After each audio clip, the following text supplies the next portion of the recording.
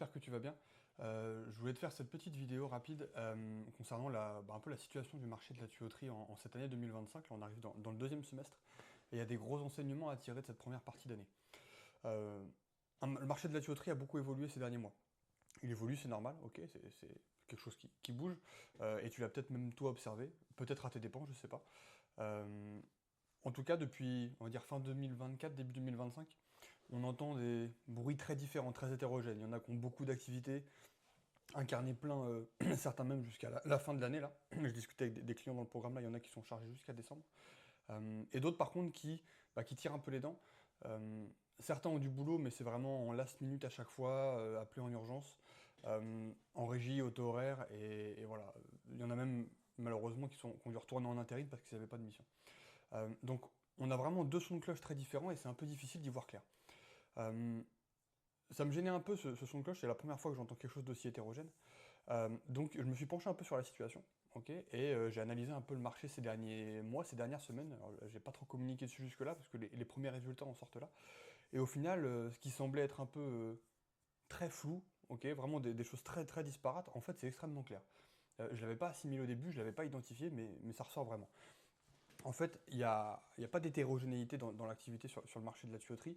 Il y a en fait deux grosses catégories.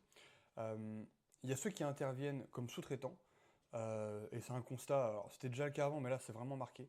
Euh, les prix sont tirés vers le bas, d'une, et de deux, même pour ceux qui ont du boulot toute l'année, c'est toujours en last minute, c'est vraiment la dernière roue du carrosse, ok, ils servent de béquille. On prend les commandes, on fait, et quand c'est la merde, en gros on les appelle. Donc ils n'ont aucune visibilité. Euh, pour ceux qui ont du boulot, certains courent après les missions malheureusement, ou sont entre deux missions, ou enfin voilà, on retourne dans du salariat déguisé, hein, ni plus ni moins. À l'inverse, par contre, ceux qui passent en direct, et donc au forfait, ok, pas en régie, alors ça impacte vraiment la partie marge potentielle, ok.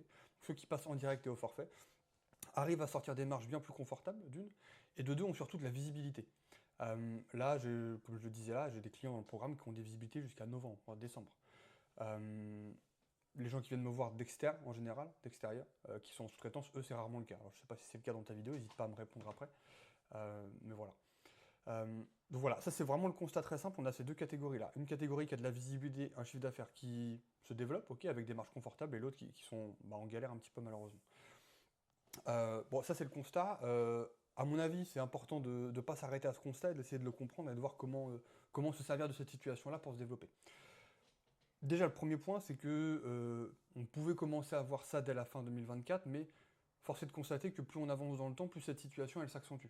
D'accord? Donc je pense pas que ça va s'arrêter dans les mois à venir. Ok?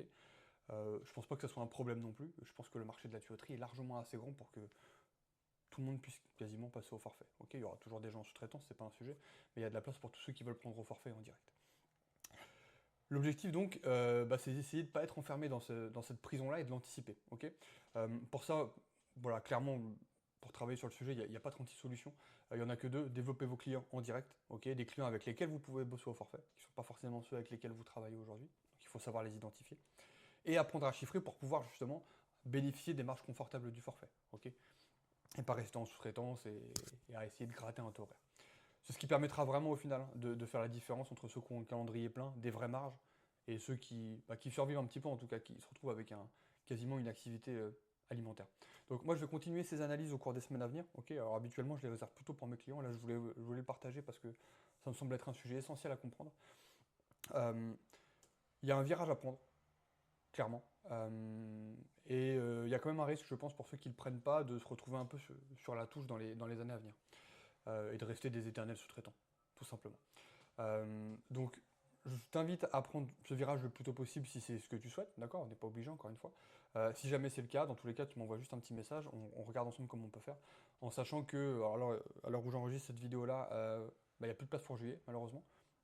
Toutes les places ont été prises, il reste encore quelques places en août, donc tu peux m'envoyer un petit message et on se retrouve de l'autre côté.